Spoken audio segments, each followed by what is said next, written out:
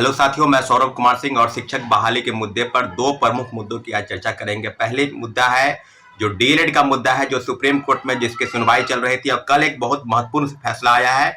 जो डीएलएड है एनआईओएस, उसके मामले में सुप्रीम कोर्ट ने स्पष्ट कहा है कि 18 माह का जो डीएलएड डिप्लोमा है वो 2 वर्ष के डिप्लोमा के बराबर नहीं है। यानी कहने का मतलब कि जो डिग्रीधारी हैं डिप्लोमा वाले, डीएलएड 18 महीने वाले, वो 2 साल के जो डीएलएड वाले हैं उनके बराबर उनकी डिग्री नहीं प्राप्त की मानी जाएगी।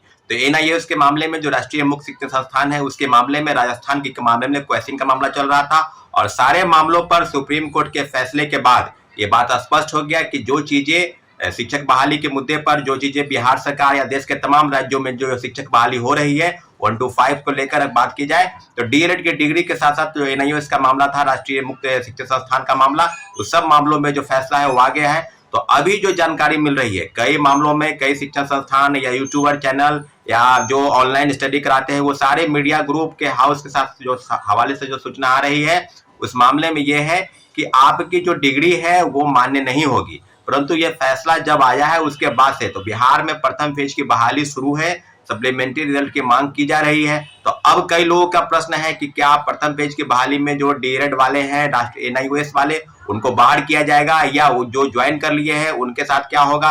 तो मैं आपको बता दूं, प्रथम फेज की बहाली में जो भी चीजें होंगी ये सरकार के तरफ से आज या कल तक नोटिस जरूर आ जाएगा कि उनके साथ क्या होने वाला है। परंतु इतना जरूर है कि प्रथम फेज की बहाली में मुझे लगता है कि कोई विशेष असर नहीं करेगा। हाँ, इतना जरूर है कि दूसरे फेज की बहाली जो 7 दिसंबर से जिसकी परीक्षाएं शुरू होने वाली है, एनआईओएस के जो मामले, जो सुप्रीम कोर्ट का जो डिसीजन आया है, निश्चित रूप से उसका असर पड़ेगा। जैसा कि सबको पता है कि 1 to 5 में जो सुप्रीम कोर्ट का जजमेंट आया, जिन्होंने कहा कि 1 to 5 के लिए बीएड की डिग्री जो है अमान्य होगी, उसके लिए डीएलएड की डिग्री जो है वो पात्रता जो है वो बाध्यता है इसके लिए शिक्षक बनने के लिए। तो आपको ये हम बता दें, अब जिसके पास जो जानकारी है, जिसके पास जो समझ है इस मामले को लेकर, हमने लॉयर से भी इस मामले में बात की है। उन्होंने कहा कि 1 to 5 के लिए डीएलएड के मामले में फर्स्ट फेज की बहाली में कोई विशेष असर नहीं पड़ेगा। परंतु शिक्षक जो बहाली को लेकर जो शिक्षा विभाग और बीपीएससी की तरफ से जो नोटिस आएगा उसका इंतजार है कि क्या होगा क्या नहीं होगा। अब दूसरी महत्वपूर्ण, आज एक महत्वपूर्ण बैठक है, धरना प्रदर्शन गर्दनीबाग धरना स्थल पर है। तो सभी साथियों से आग्रह है कि आप तुरंत 11 बजे से शुरू होगा तो आप वहां पर मौजूद होइए, क्योंकि आप अगर चाहते हैं कि सप्लीमेंट्री रिजल्ट आए, और कई मामलों में जैसा कि आपको पता है कि सरकार द्वारा एक नोटिस जारी किया गया है कि 80,000 लोगों ने ही ज्वाइन किया है, तो अभी भी लगभग 40,000 पद खाली हैं और सप्लीमेंट्री रिजल्ट को लेकर लगातार बातें की जा रही है। कई नियोजित शिक्षक है जो ड्रॉप आउट है, कई फर्जी प्रमाण पत्र के आधार पर जिन्होंने नियुक्ति पा लिया है वो हैं, कहीं ऐसे हैं जो कहीं रेलवेज में, बैंक सेक्टर में या कोई अन्य संस्थान में नौकरी करते हैं, उनको वहां से उन एनओसी लेने में कम से कम 1-1.5 महीना समय लगेगा, वो लोग ज्वाइन नहीं किए हैं। देखिए, सरकार के एक तरफ जो कह रही है कि सप्लीमेंट्री रिजल्ट निकालेंगे, वहीं दूसरी तरफ लगातार डेट बढ़ाया जा रहा है। पहले 25 से बढ़ाकर 30 और अब 30 से बढ़ाकर 7 दिसंबर कर दिया गया। तो जाहिर सी बात है कि अगर आप सप्लीमेंट्री रिजल्ट देना चाहते हैं तो 30 तक दे देते रिजल्ट। अभी भी चेयरमैन सर लगातार ट्वीट कर रहे थे कि हम सप्लीमेंट्री रिजल्ट की तैयारी चल रही है, शिक्षा विभाग से जो है वो पत्र जैसे ही आ जाएगा उसको हम सप्लीमेंट्री रिजल्ट निकाल देंगे।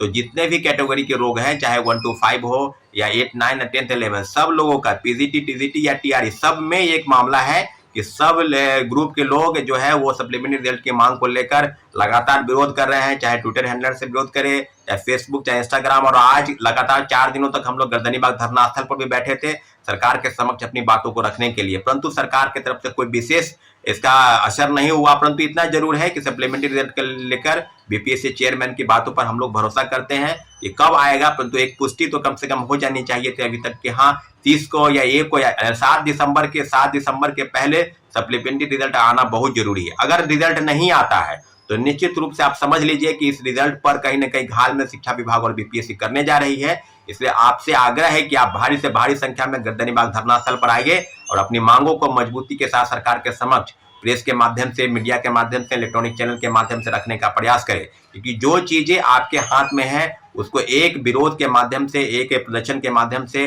तय किया जा सकता है, परंतु आपकी वहां पर सहभागिता बहुत जरूरी है। इसलिए निश्चित रूप से आपको वहां पर आना होगा। और रही बात, तीसरी प्रमुख बात कि नियोजित शिक्षक, कई ऐसे हजारों नियोजित शिक्षक है जो ज्वाइन नहीं किए हैं। राजकर्मी का दर्जा देने की बात लगातार सरकार की तरफ से की जा रही थी और यह भी चल रहा था कि कैबिनेट की मंजूरी मिल जाएगी, परंतु राजकर्मी का दर्जा अभी तक नहीं मिला है। जैसा कि सबको पता है कि राज्यकर्मी का दर्जा देने के लिए अलग से बिहार राज्य विशिष्ट शिक्षक नियमावली बनी है। तो बिहार सरकार दो तरफी जो चाल चल रही है, एक तरफ उसको राज्यकर्मी का दर्जा देने की बात कर रही हो, दूसरी तरफ सेकेंड बहाली में नियोजित शिक्षक, कई लाख नियोजित शिक्षक हैं जिन्होंने फॉर्म अप्लाई किया है। तो जाहिर सी बात है कि वो फॉर्म भी भरे हैं तो परीक्षा भी देंगे, अगर पास कर जाते हैं तो वो फिर नौकरी भी उनको लग जाएगी। तो निश्चित रूप से आपको बता दें कि प्रथम पेज की बहाली में लगभग 40-42 हजार नियोजित शिक्षक हैं जो प्रथम पेज की बहाली में ज्वाइन किए हैं। तो सरकार के पास जो डाटा 1,20,000 दूसरे फेज के लिए भी, उसमें भी कई लाख नियोजित शिक्षक ने फॉर्म अप्लाई किया है। तो सीधे सीधे बात है कि जो नए लोग हैं उनके अवसर कम होंगे, फ्रेश वालों को मौके कम मिलेंगे।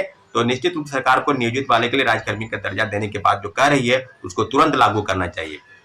और आज इन्हीं सब बातों को लेकर हम आपको बता दें कि सीक्रेट अफेयरिंग को लेकर जो कोर्ट में मामले चल रहे हैं, अब कई लोगों का कहना है कि कोर्ट में जब मामला जाता है तो उसके बारे में बहुत कुछ कहने की जरूरत नहीं है। जिस दिन सुनवाई होगा उसके एक दिन पहले आप लोग को हम सूचित कर देंगे। जो गौरव साथी जो अप्लाई किया है और जो इसके मेन पिटिशनर है, सब लोगों से बातचीत हो रही है।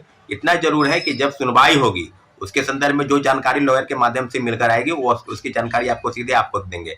लेकिन आप बार बार बताएंगे कि क्या उससे अपडेट दे, तो कोर्ट के संदर्भ में कोई विशेष अपडेट हम अभी नहीं दे सकते हैं। जो जानकारी आएगी आपको हम बता देंगे। ठीक है साथियों, धन्यवाद, जय हिंद।